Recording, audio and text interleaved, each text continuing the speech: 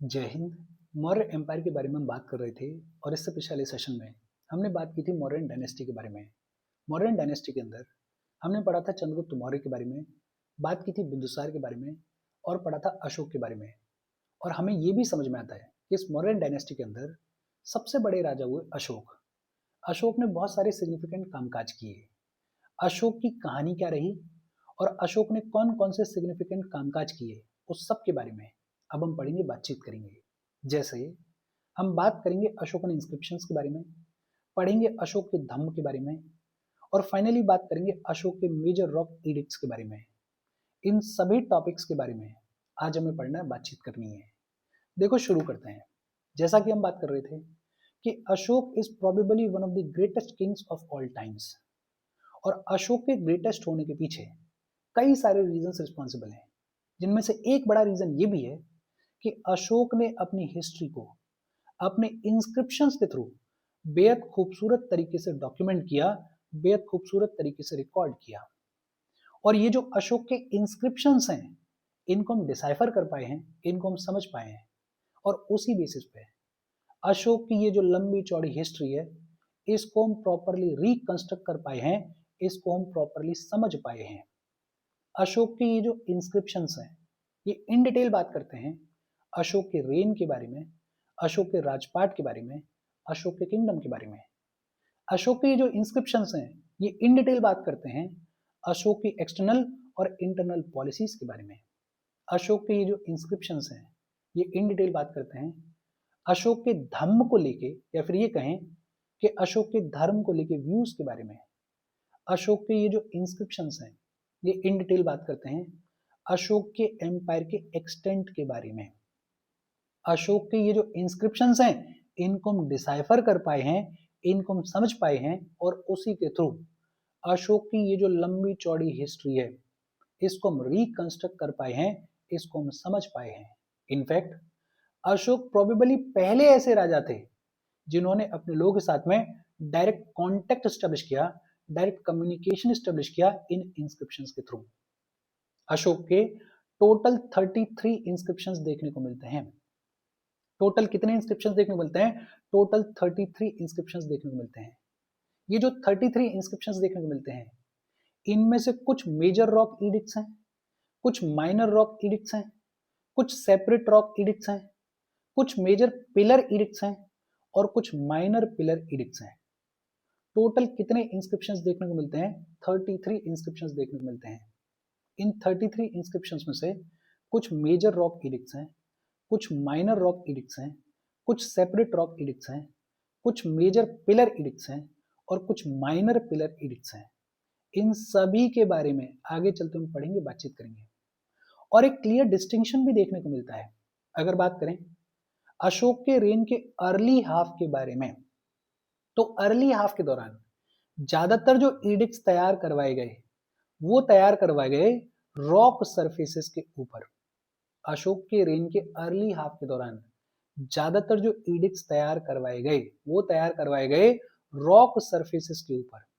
और ये पूरे किंगडम में डिस्ट्रीब्यूटेड दिखाई देते हैं, वाइडली डिस्ट्रीब्यूटेड दिखाई देते हैं। इनफैक्ट ये जो रॉक सरफेसेस के ऊपर एडिक्ट्स तैयार करवाए गए, इनको इंस्टॉल किया गया पब्लिक एरियाज में, ऐसे एरियाज में जहां पे पब्लिक, जहां पे लोग इनको इजीली पढ़ सकते थे, इनको इजीली एक्सेस कर सकते थे। और ये प्रोबेबली अशोक का तरीका था अपनी पब्लिक के साथ में डायरेक्ट कांटेक्ट स्टैब्लिश करने का, डायरेक्ट कम्युनिकेशन स्टैब्लिश करने का। क्योंकि ये जो एडिक्ट्स हैं, इनको रॉक सरफेसेस के ऊपर इंस्क्राइब करवाया गया था, तो इनको बुलाया जाता है रॉक एडिक्ट्स। और ये जो रॉक एडिक्ट्स हैं, इनमें से कुछ मेजर रॉक एडिक्ट्स हैं और कुछ माइनर रॉक एडिक्ट्स हैं। तो अशोक के रेन के अर्ली हाफ के दौरान ज्यादातर जो एडिक्ट्स हैं, वो तैयार करवाए गए रॉक सरफेसेस के ऊपर। लेकिन अशोक के रेन के लेटर हाफ के दौरान ज्यादातर जो एडिक्ट्स तैयार करवाए गए, वो तैयार करवाए गए पिलर्स के ऊपर और इनको बुलाया जाता है पिलर एडिक्ट्स। अशोक के रेन के लेटर हाफ के दौरान ज्यादातर जो एडिक्ट्स हैं, वो तैयार करवाए गए पिलर के ऊपर और इनको बुलाया जाता है पिलर एडिक्ट्स। और ये जो पिलर होता था, ये होता था वेल पॉलिश्ड सैंडस्टोन का मोनोलिथिक पिलर। सैंडस्टोन का मोनोलिथिक पिलर हुआ करता था। और ये जो सैंडस्टोन है ये कहां से मंगवाया जाता था? ये मंगवाया जाता था चुन्नार से। कहां से मंगवाया जाता था? चुन्नार से मंगवाया जाता था। अब देखो, सैंडस्टोन है, लंबा चौड़ा पिलर है, बाहर से मंगवाया जा रहा है, ट्रांसपोर्ट करना इजी नहीं है, पानी के रास्ते के थ्रू इनको ट्रांसपोर्ट किया जाता था।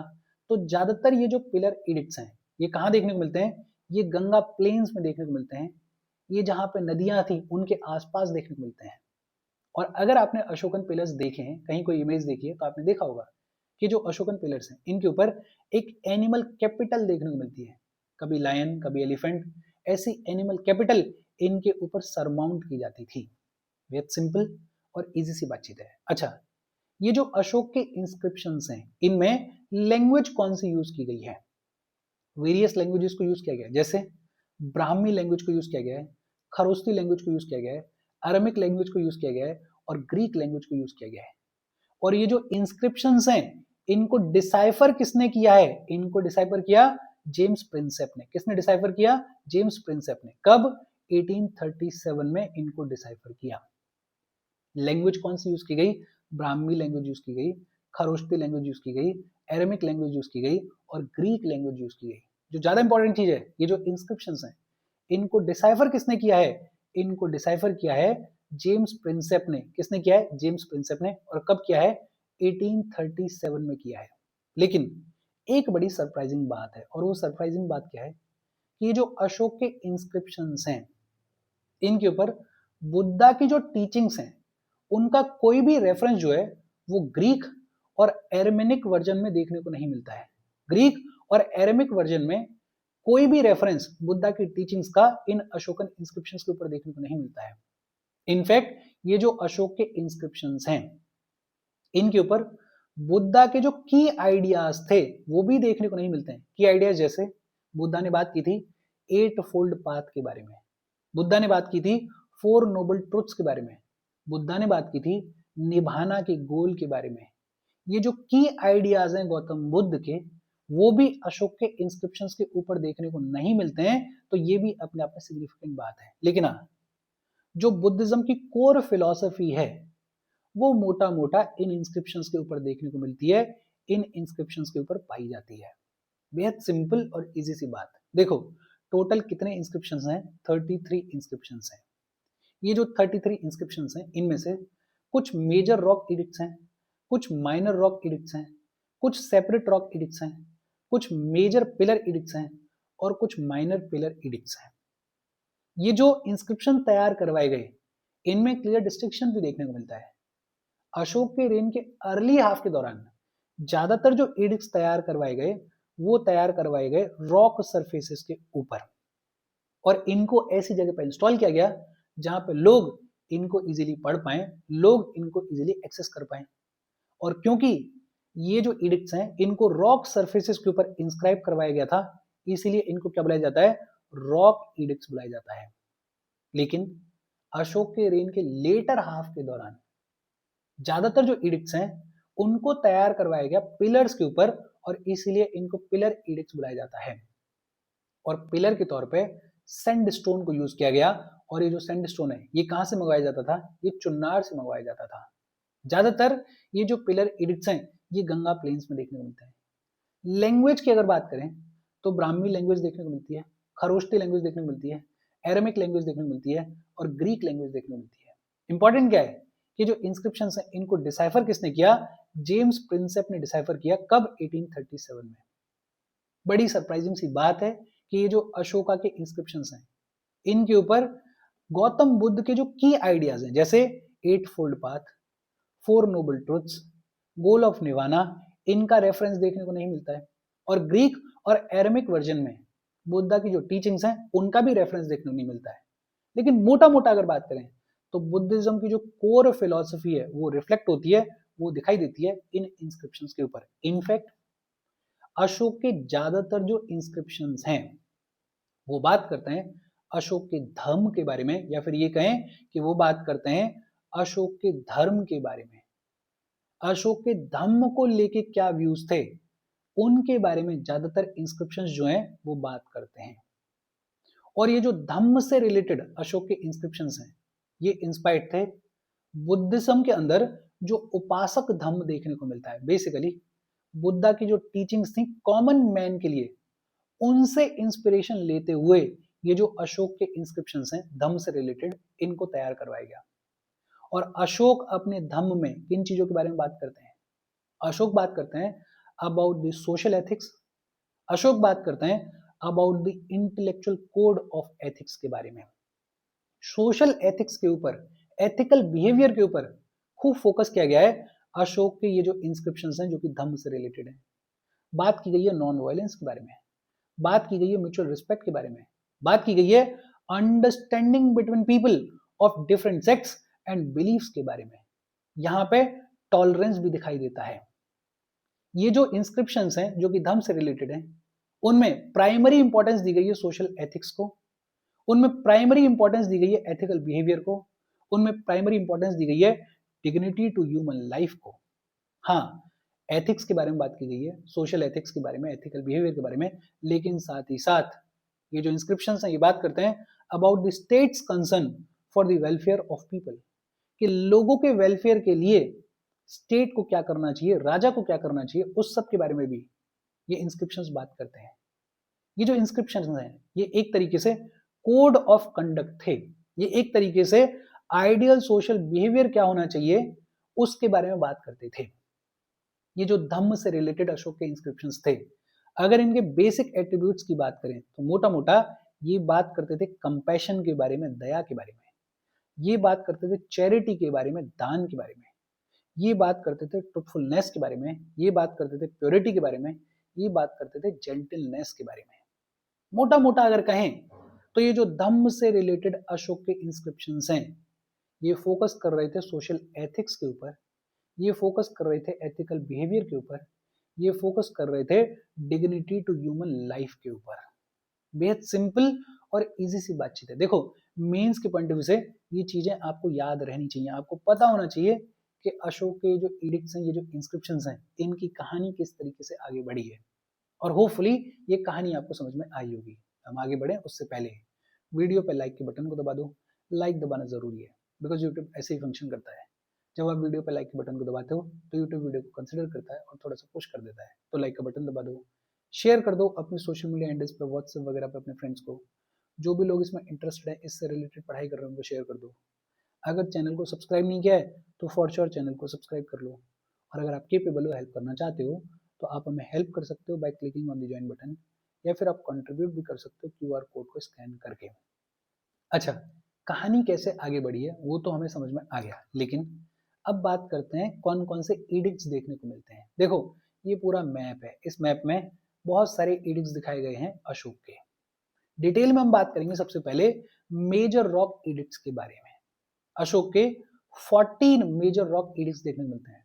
टोटल कितने इंस्क्रिप्शंस देखने को मिलते हैं? 33 इंस्क्रिप्शंस देखने को मिलते हैं। इनमें से 14 मेजर रॉक एडिक्ट्स देखने को मिलते हैं। एक एक करके इन सभी मेजर रॉक एडिक्ट्स के बारे में पढ़ लेते हैं। जो सबसे पहला मेजर रॉक एडिक्ट है उसमें बात की गई है एनिमल सेक्रीफाइस को प्रोहिबिट करने के बारे में। ये जो फर्स्ट मेजर रॉक एडिक्ट है ये बताता है, ये कहता है जनता को कि अब एनिमल सेक्रीफाइस के ऊपर बैन लगाया जा रहा है, कोई भी एनिमल सेक्रीफाइस नहीं करेगा। जो सेकंड एडिक्ट है वो बात करता है about the medical treatment of human and animals. वो बात करता है about medicinal herbs and roots, और वो बात करता है डिगिंग ऑफ वेल्स के बारे में। जो लोग आ रहे हैं, जा रहे हैं, उनकी सुविधा के लिए वेल्स को खोदा जा रहा है, डिगिंग ऑफ वेल्स के बारे में भी बात कहाँ की गई है? सेकंड मेजर रॉक एडिक्ट के ऊपर की गई है। जो थर्ड एडिक्ट है वो बात करता है अबाउट प्रदेशिकास, अबाउट राजुकास, अबाउट युक्तास। आगे चलते हुए इन सब के बारे में हम पढ़ेंगे। ये बेसिकली ऑफिशियल्स हुआ करते थे अशोक के रेन के दौरान। ये जो थर्ड मेजर रॉक एडिक्ट है ये बात करता है अबाउट प्रदेशिकास, अबाउट राजुकास, अबाउट युक्तास, और बताता है कि जो ऑफिशियल्स हैं इनका काम है कि हर 5 साल में अशोक का जो किंगडम है उसका इंस्पेक्शन करो, देखो कि सारा कामकाज ठीक तरीके से चल रहा है या नहीं चल रहा है, और जो टाइम बचा हुआ है उसमें धम्म को प्रीच करो, धम्म को प्रोपगेट करो। अशोक का जो फोर्थ मेजर रॉक एडिक्ट है वो बात करता है कि अशोक जो है वो भैरी घोष से धम्म घोष की तरफ जाएंगे। अशोक जो है वो दिग्विजय या वॉर ड्रम से धर्म विजय की तरफ जाएंगे। एक बड़ा ही सिग्निफिकेंट युद्ध हुआ, कलिंग का युद्ध 261 बीसी में हुआ। और ये जो कलिंग का युद्ध है, इसके बाद अशोक जो है उनमें बदलाव देखने को मिलेगा। इससे पहले तक अशोक की जो पॉलिसी थी वो थी भैरी घोष। अशोक की पॉलिसी थी कि चाहे कुछ भी हो, चाहे कितने भी लोग मारने पड़े, शाम दाम दंड भेद जो भी हो, जीतना है, ज्यादा से ज्यादा एरिया कॉन्कर करना है। लेकिन कलिंग के युद्ध के बाद अशोक ने अपनी ये जो भैरी घोष नाम की पॉलिसी है इसको छोड़ा और धम्म घोष के रास्ते पर चलने की शुरुआत करी, धर्म विजय के रास्ते पर चलने की शुरुआत करी। अब अशोक लोगों को मारने के ऊपर ध्यान नहीं देंगे, अब लोग धम्म के थ्रू, धर्म के थ्रू लोगों पे या दूसरे रीजन्स पे विजय स्टैब्लिश करने की कोशिश करेंगे, धर्म को प्रोपोगेट करने की कोशिश करेंगे। तो ये जो फोर्थ मेजर रॉक एडिक्ट है ये बताता है कि अशोक जो बहरी घोष के रास्ते पे चल रहे थे, अब वो बहरी घोष का रास्ता छोड़ेंगे और किस रास्ते पे आएंगे, धम्म घोष के रास्ते पे आएंगे। फिर फिफ्थ एडिक्ट, और ये जो फिफ्थ एडिक्ट है ये बात करता है अपॉइंटमेंट ऑफ धम्म महामताज। ये जो धम्म महामताज हैं इनको अपॉइंट किया गया धर्म को प्रोपोगेट करने के लिए। तो धर्म को प्रोपोगेट करने के लिए अलग से धर्म महामताज को अपॉइंट किया गया है। ये जानकारी दी गई है फिफ्थ मेजर रॉक एडिक्ट के ऊपर। जो सिक्स्थ एडिक्ट है वो बात करता है मंत्री परिषद के बारे में, और वो बात करता है ऑफिसर्स के बारे में, जैसे पुलिसनी देखने को मिलते हैं, पतिवेदक्स देखने को मिलते हैं। पतिवेदक्स बेसिकली रिपोर्टर्स को बुलाया जाता था। फिर सेवंथ एडिक्ट जो है वो बात करता है अबाउट रिलीजियस टॉलरेंस। जो सेवंथ मेजर रॉक एडिक्ट है अशोका का, वो फोकस करता है रिलीजियस टॉलरेंस के बारे में। जो एट्थ एडिक्ट है वो बात करता है कि जो रॉयल प्लेजर टूर्स हुआ करते थे अब उनको रिप्लेस किया जा रहा है धम्म टूर्स से। पहले जो रॉयल फैमिली हुआ करती थी, जो राजा हुआ करता था, वो रॉयल प्लेजर टूर्स किया करता था, बिहार यात्रास किया करता था। लेकिन अब उनकी जगह पे धम्म टूर्स हुआ करेंगे, धम्म यात्रास हुआ करेंगी, जिनमें धर्म को प्रीच किया जाएगा, जिनमें धर्म को प्रोपोगेट किया जाएगा। ये बात की गई एट्थ मेजर रॉक एडिक्ट के ऊपर। जो नाइन्थ एडिक्ट है वो क्रिटिसाइज करता है बहुत सारी सेरेमनीज को और बात करता है कि हमें धम्म के ऊपर फोकस करना चाहिए, हमें मॉरल कंडक्ट के ऊपर फोकस करना चाहिए। जो टेंथ एडिक्ट है वो बात करता है कि जो राजा है अब उसको फेम की या ग्लोरी की कोई भी इच्छा नहीं है, कोई भी डिजायर नहीं है। बेसिकली राजा जो है वो धम्म के रास्ते पे चल रहा है। जो 11th एडिक्ट है वो कहता है कि बेस्ट गिफ्ट और बेस्ट पॉलिसी क्या हो सकती है, dhamma is the best policy, dhamma is the best gift. जो 12th एडिक्ट है वो बात करता है about Ithijhaka Mahamata. Ithijhaka Mahamata basically they were officer in charge of women welfare. तो विमेन वेलफेयर के लिए इतिजिका महामतास को मेंशन कहां किया गया है, 12th मेजर रॉक एडिक्ट के ऊपर किया गया है। जो 13th एडिक्ट है वो बात करता है कलिंग वॉर के बारे में, जो कि हुआ 261 बीसी में। और कलिंग वॉर के बाद अशोक ने बहरी घोष की पॉलिसी को छोड़ दिया था और धम्म घोष की पॉलिसी को अपनाया था। इनफैक्ट ये जो 13th मेजर रॉक एडिक्ट है ये मौर्यन एम्पायर के टेरिटोरियल एक्सटेंट के बारे में भी जानकारी देता है। और 14th मेजर रॉक एडिक्ट जो है वो बात करता है about the purpose of rock addicts, कि ये जो रॉक एडिक्ट्स तैयार करवाए जा रहे हैं इनका पर्पस क्या है। देखो ये जो स्लाइड है ये प्रीलिम्स के पॉइंट ऑफ व्यू से इंपॉर्टेंट है, कभी पूछ ले जाए कि किस मेजर रॉक एडिक्ट में क्या लिखा गया है।